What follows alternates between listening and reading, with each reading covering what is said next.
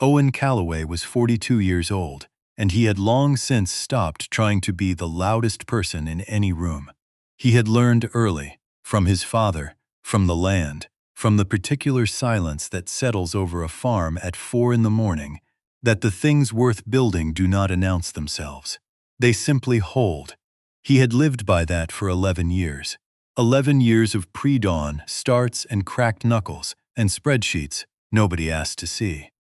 11 years of holding his opinion when it would have been easier to speak, of redirecting money quietly into accounts his wife never thought to check, of watching something grow in the dark the way good things tend to do when you leave them alone long enough. Then, on a Saturday evening in September, standing in the kitchen of their house on Whittier Lane in Decatur, Georgia, he heard 26 words that made all 11 of those years go perfectly, irreversibly still. Owen. Her voice had the texture of someone explaining a traffic detour. "You are not coming to the anniversary dinner. Send your apologies. Philip will be my guest tonight." She did not look up from her earring. What Claudette Calloway did not know, what she had genuinely never thought to verify, was that the man she introduced to colleagues as her first husband, always with that particular pause before first, held 41% of the architecture firm she had spent 15 years calling hers. Tonight, at the Sycamore Partners annual client dinner at the Biltmore Ballroom on West Peachtree Street, she was going to find out what she had been standing on this whole time. The first thing people noticed about Owen Calloway was his patience. Not his size, though he was substantial in the quiet, structural way of men who have done physical work their entire lives. Not his face, though it was a good one, open, unhurried, the kind that had already considered whatever you were about to say and simply decided to wait for you to finish. No, you noticed his patience first. The way he sat in a room like he had nowhere more important to be. The way he listened to you complete a thought you were still working out, without the visible discomfort of a person waiting for their turn. Psychologists identify this as active receptivity, an attentional posture so rare in adult interactions that most people mistake it for simplicity. If a man is content to listen, the assumption runs, he must not have much to say. Claudette had been running that shortcut for 4 years. Owen had grown up in Harlan County, Kentucky, which is not the kind of place that produces men who need external confirmation. His father, Gerald Calloway, had farmed tobacco and soybeans for 31 years on the same 240 acres, never once complained about the work, and died with the specific dignity of a man who had done what he set out to do. Gerald had also, quietly and without anyone's input, partnered in the early 90s with a developer named Preston Whitfield, a man he had known since grade school, in what began as a small residential design firm in Atlanta. The investment had converted over the years from a handshake arrangement into documented equity. When Gerald passed 4 years before Owen's wedding, he left his son 3 things: the original farmhouse, a worn set of hand tools, and a standing instruction to Preston. "Take care of my boy. Let him be part of what grows." Owen had arrived in Atlanta at 31, following Claudette, who had been recruited to lead the design division at Whitfield & Associates, by then a mid-sized but well-regarded architecture firm with contracts across the Southeast. He had taken work as a structural consultant, the kind of unglamorous specialty that keeps buildings from falling down, and rarely appears in anyone's professional biography. He was good at it the way people are good at things they actually understand rather than simply perform. And quietly, steadily, he had added to the stake his father left him. Redirected project fees, reinvested dividends, moved capital. The way a patient man moves, without urgency, without announcement, one deliberate step at a time. By the time Claudette was named principal director, her husband owned 29% of the firm she now ran. She did not know. She believed completely and without question that she had built Whitfield & Associates into what it had become through her own talent and relentless effort. And she was not entirely wrong. Her skill was genuine. Her vision had reshaped the firm's identity. But the financial ground beneath her feet, the early capital that kept the doors open through 2 recessions, the backstop that made the bank's terms workable, the silent confidence that let the firm take risks, Claudette never had to think about. That had been laid by the man she was no longer bringing to dinner. Psychologists call this the halo effect in reverse. When we assign someone a role in our story, the background person, the support structure, the less interesting half of a pairing, we become genuinely incapable of updating that assignment, regardless of what evidence accumulates. The role becomes self-reinforcing. We don't look for what we have already categorized as not worth looking for. Claudette had never looked. The Saturday of the dinner had started ordinarily enough.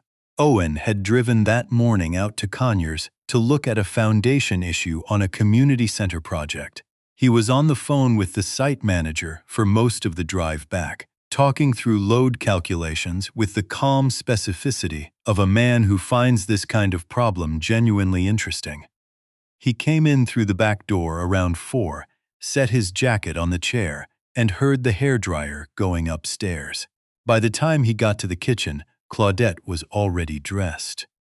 She was wearing the blue-black gown she bought in Chicago 2 years ago, the one she reserved for events she considered to matter.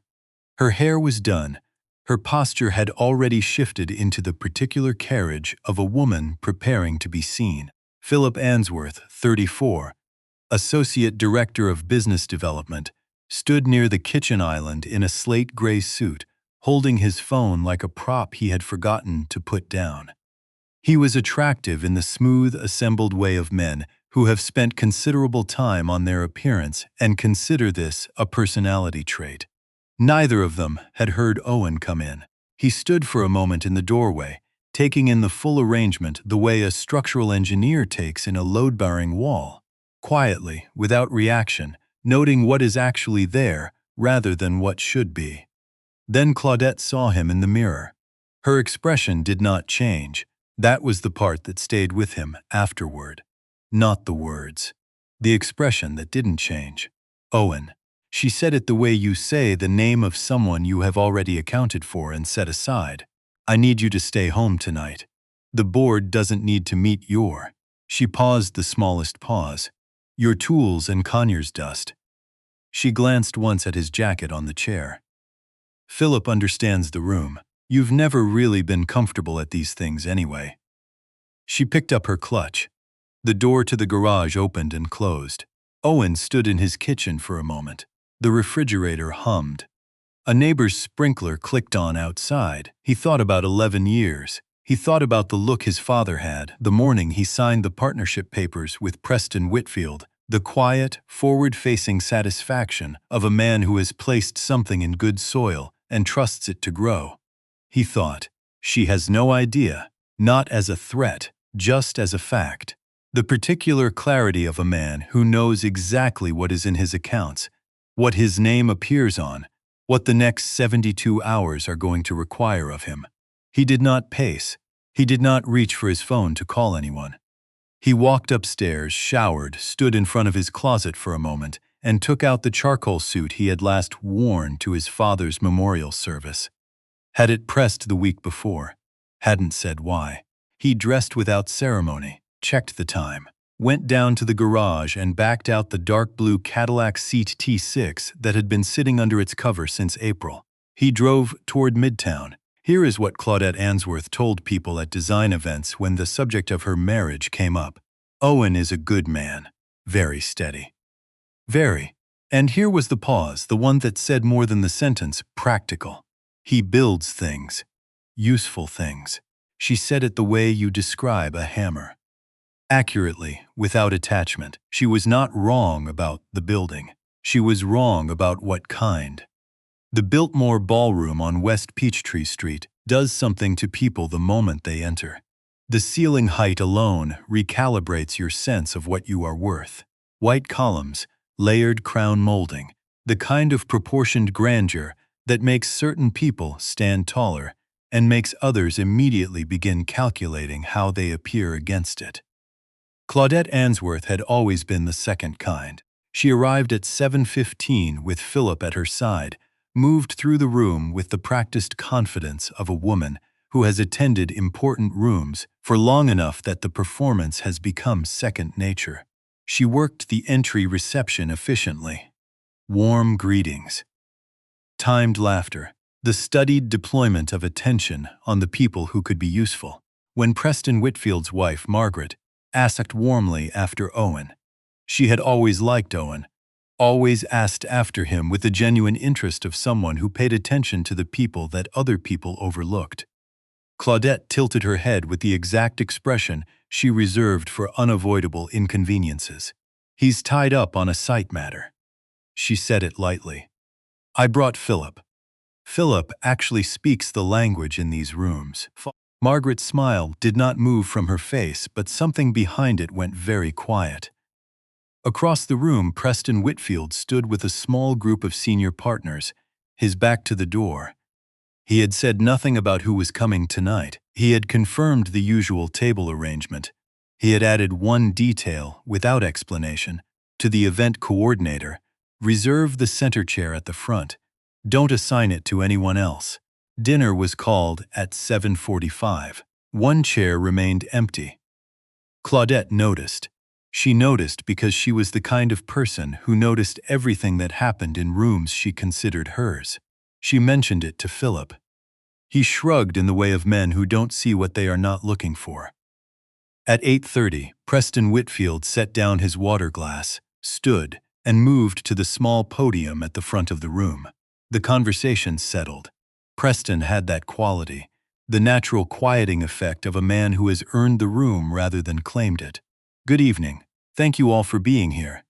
Before we get to the formal program, there's a recognition I have owed for a long time. One I intend to put right tonight." Claudette set her fork down. Something in his register had changed. Not his tone. Preston was always measured. Something underneath the tone. A weight she had not heard there before. "I want to call forward a man I have known since we were 18 years old, when we were both nobody in particular, and both dead certain that wouldn't be permanent. A man whose father was the first person to believe in this firm before it was a firm. A man who has been the financial bedrock of Whitfield and Associates for over a decade without ever once asking for credit or recognition." He looked up at the room. "Owen Calloway. Would you please come to the front?" The room did not immediately react. There was a half-second of recalibration, the brief collective pause of people updating a story they thought they already understood. Then heads turned toward the back of the ballroom, and from the rear entrance, moving through the parted crowd with the unhurried steadiness of a man who has simply arrived at a place he already belongs, came a tall, solid figure in a charcoal suit. Claudette's hand went still. Philip leaned toward her. "Is that?" She said his name, quietly. "The way you say something when you need it to stop." Owen reached the front. He and Preston shook hands. The grip of two men who have known each other long enough that the handshake contains a whole history. Owen stepped to the microphone. He looked out at the room. He did not rush. There was no nervous energy in him, no self-consciousness. He stood the way a building stands. "My name is Owen Calloway. I do structural consulting mostly. I also grew up on a farm in eastern Kentucky, which teaches you, if you are paying attention, that the things worth having take longer than you want them to, cost more than you planned, and hold longer than anyone expected." He paused, a quiet, earned pause. "My father partnered with Preston's father in this firm 30 years ago. He held that stake quietly. I inherited it, and I've added to it steadily over 11 years. I never announced it. That wasn't the point." He looked out at the room. His eyes moved to one table without lingering. "I'm choosing to make it known tonight because certain circumstances have made continued silence no longer the right choice. As of last Thursday, I hold 41% of Whitfield and Associates. That makes me the firm's largest individual shareholder." The room did not erupt. It went still. And in that stillness, without planning to, without anyone directing them to, every person at the table near the left wall turned and looked at Claudette Answorth. She did not move. The water glass in her hand was gripped with the careful precision of a person whose hands are doing the only thing they can still be trusted with. Psychologists call what was happening to her a narrative collapse, the acute, disorienting sensation of having the organizing story of your experience dismantled in real time by facts that were always true and simply never looked at. For 4 years, her story had been, "I built this. He manages foundations." The story had just been quietly, publicly, and permanently revised. "I am also announcing tonight," Owen continued, "the establishment of the Callaway Trades Foundation, partnered with Whitfield and Associates to fund structural engineering education for students from rural and underserved communities. The kind of students who know what it means to build something with their hands before they learn to draw it on paper. This was my father's vision. I'm just the one who got around to making it official." He stepped back. Applause came from several directions at once, not the reflexive kind, but the kind that starts from the chest. Several people were on their feet before they had consciously decided to stand. Preston was smiling. The particular smile of a man who has waited a very long time for something to be seen correctly. At the table near the left wall, Philip Answorth leaned close to Claudette and said, in a voice stripped of its usual polish, "Did you know about any of this?" She said nothing. There was nothing to say. Owen walked to the front table and sat down in the reserved center chair, the one that had been empty all evening, waiting for the only person who had ever been meant for it. What he had not yet shared, what he was about to say next, and what it meant for a woman sitting 3 tables away who had no idea what her husband had quietly done, brought 4 people in that room to tears before he finished the sentence. A particular kind of quiet had replaced the surface noise of the room. Conversations had technically resumed. Wait staff moved between tables. Someone near the projection screen was discussing Q3 projections with the focused energy of a person who understood the room had changed and was choosing the nearest available alternative. But, underneath all of it, everyone was still holding what they had just heard privately behind their ordinary faces. Claudette sat very straight. 11 years of public performance doing the only thing it was still capable of. Philip had refilled his wine twice in 10 minutes. An informative detail. At 9 o'clock, Preston returned to the podium. "I apologize for asking for your attention again, but there is one matter that the board and I feel must be shared tonight in the interest of the full truth." He nodded to the AV station. A document appeared on the projection screen. Financial, structured, detailed in the way of things assembled by people who know where to look. Over the past 22 months, Whitfield and Associates has experienced a pattern of irregular payments routed through our client hospitality and entertainment accounts. The forensic audit completed 3 weeks ago identified the source. He looked up. The individual responsible for those accounts was Philip Answorth. The name landed like a key being turned in a lock that no one knew existed. Philip went absolutely still. His face moved through its options. Surprise. Then a kind of managed blankness. Then something that was trying very hard to look like composure and not quite managing it. His hand on the wine glass was not entirely steady. "The total identified," Preston continued, "is $1.9 million, moved over 22 months through hospitality billing to vendors that do not exist." Claudette turned and looked at Philip. This was a different look from the one she had worn 40 minutes earlier. That had been shock at a collapsing structure. This was colder. The look of a woman who has just understood that the man she chose to walk into this room with had never once chosen her, had chosen her position, her access, her signature on the accounts, nothing else. Researchers who study manipulative personality patterns describe this as instrumental relationship formation, the selection of partners not for who they are, but for what they control. Philip had not been drawn to Claudette. He had been drawn to the hospitality budget. She had simply been the most efficient path to it. "The board has referred the matter to law enforcement," Preston said. "Mr. Answorth will be addressed through the appropriate process." He paused. But that is not the thing I most need to say tonight.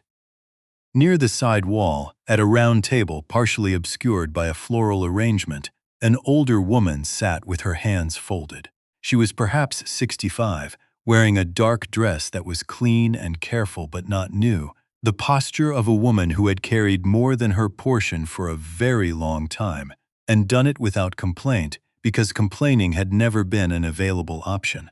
Her name was Eunice Chambers, Claudette's mother. She had raised Claudette alone in Columbus, Ohio, working the overnight shift at a hospital laundry service for 11 years, so her daughter could finish school without the particular kind of distraction that money problems create. She was the reason Claudette had become who she became.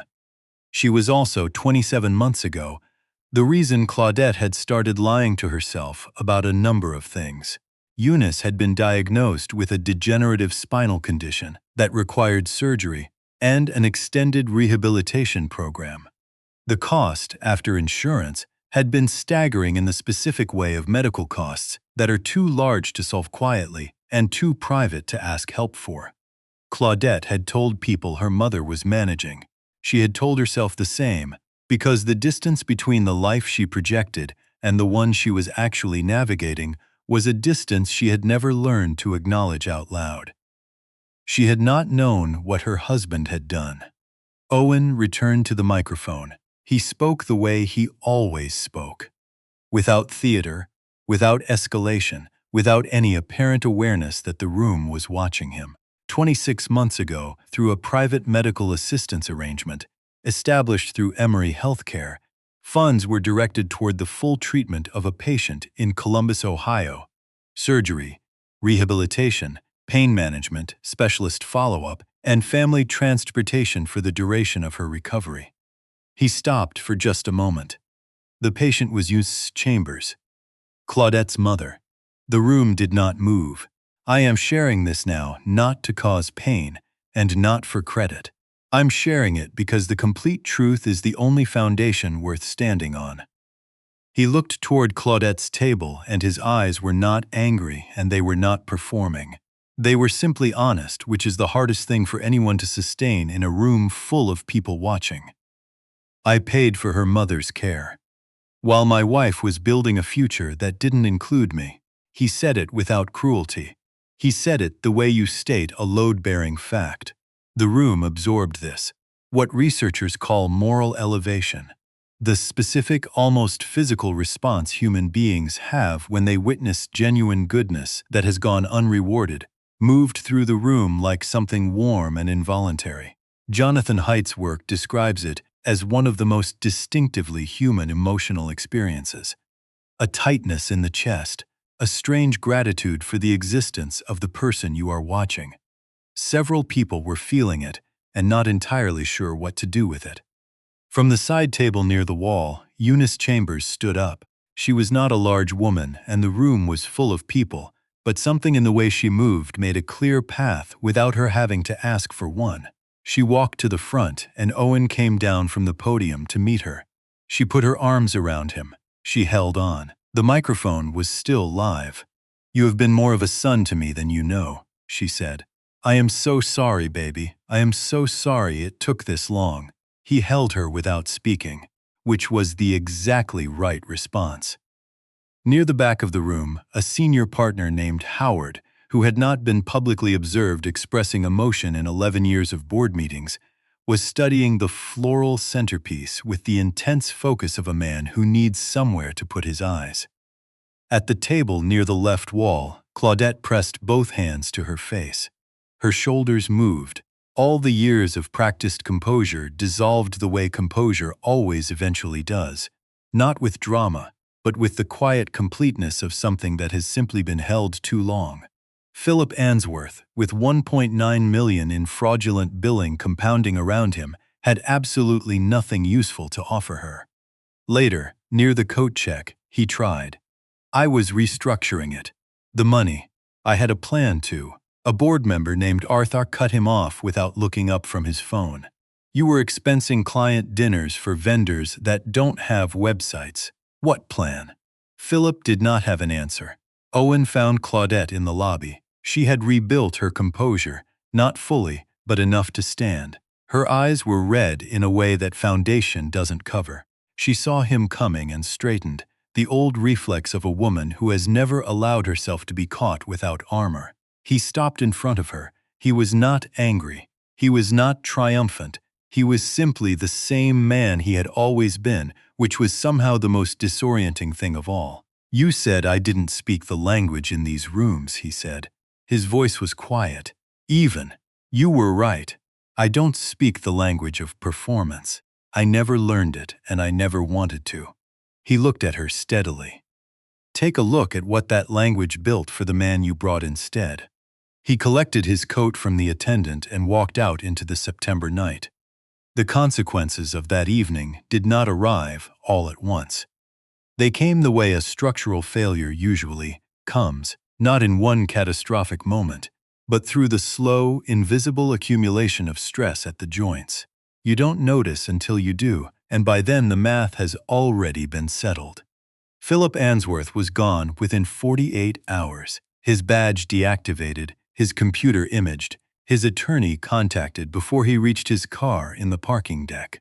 He spent the following 3 months in the specific misery of a man whose entire identity was constructed from external signals, the title, the suit, the fluent performance of belonging, and who discovers, when those signals are removed, that there is nothing underneath to maintain its shape.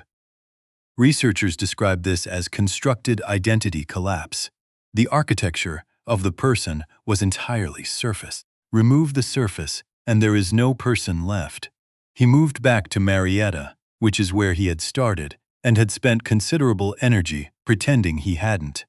Whitfield and Associates was damaged. The fraud had done more than take money. It had taken confidence. 3 institutional clients paused their contracts pending an independent audit. 2 junior partners began quiet conversations with competing firms. The CFO delivered a report in November that used the words structural exposure and corrective action in the same sentence, and everyone in the room understood what those words meant in practical terms. Claudette knew what the firm needed. She knew specifically who had it. The divorce had been filed in October. Owen had not contested the house. He'd moved without ceremony or complaint to a craftsman bungalow in Oakhurst, a walkable neighborhood of old trees and front porches where people still waved at each other because it hadn't yet occurred to them not to. The house suited him in the specific way that things suit people who know what they actually want. The emergency board meeting was held in early December. 11 people. 1 agenda item. Owen arrived alone, sat down, placed a bound proposal on the table. Clear, specific, covering the shortfall and providing 18 months of clean runway.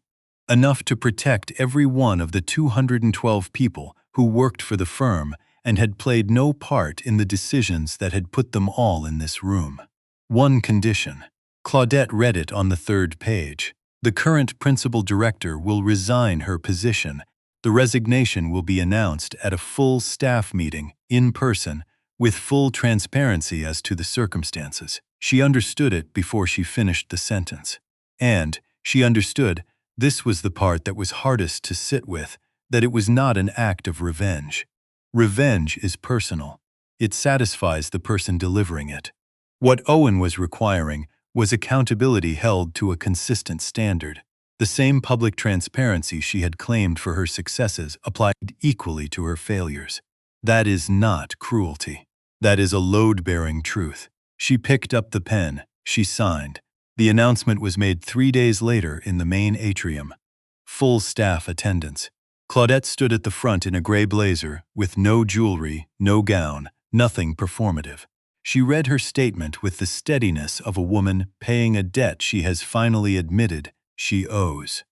When she finished, the room held a long, complicated moment before offering the difficult, honest applause of people who have just watched something cost someone exactly what it should have cost. Owen sat in the back row. He did not applaud.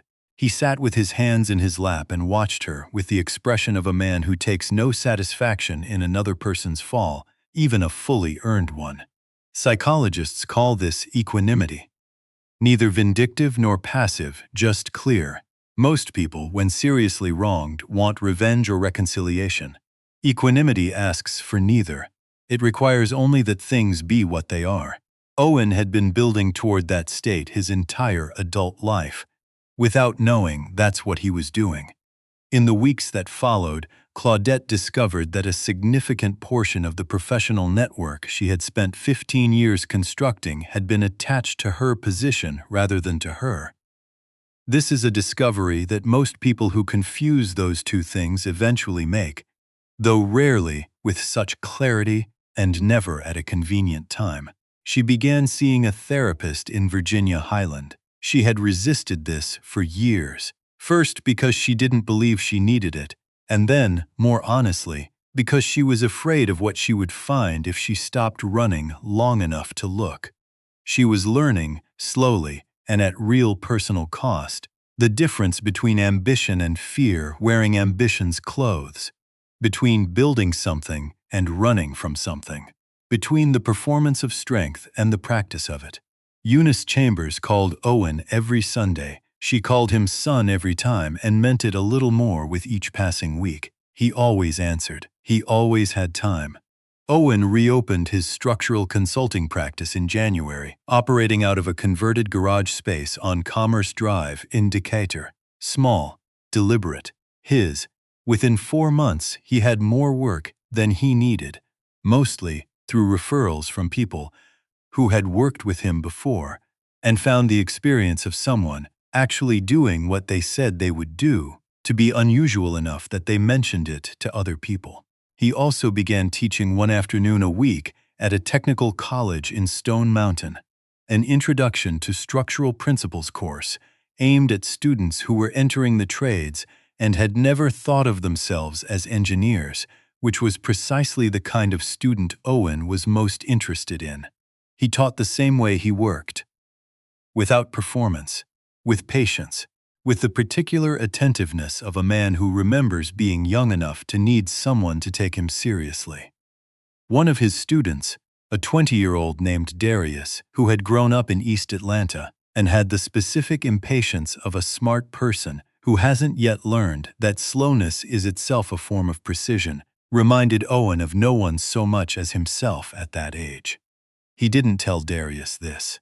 He just made sure Darius had every resource he needed and then got out of the way. The Callaway Trades Foundation accepted its first cohort of fellows in March. 12 students from rural Georgia, eastern Tennessee, and southern Ohio.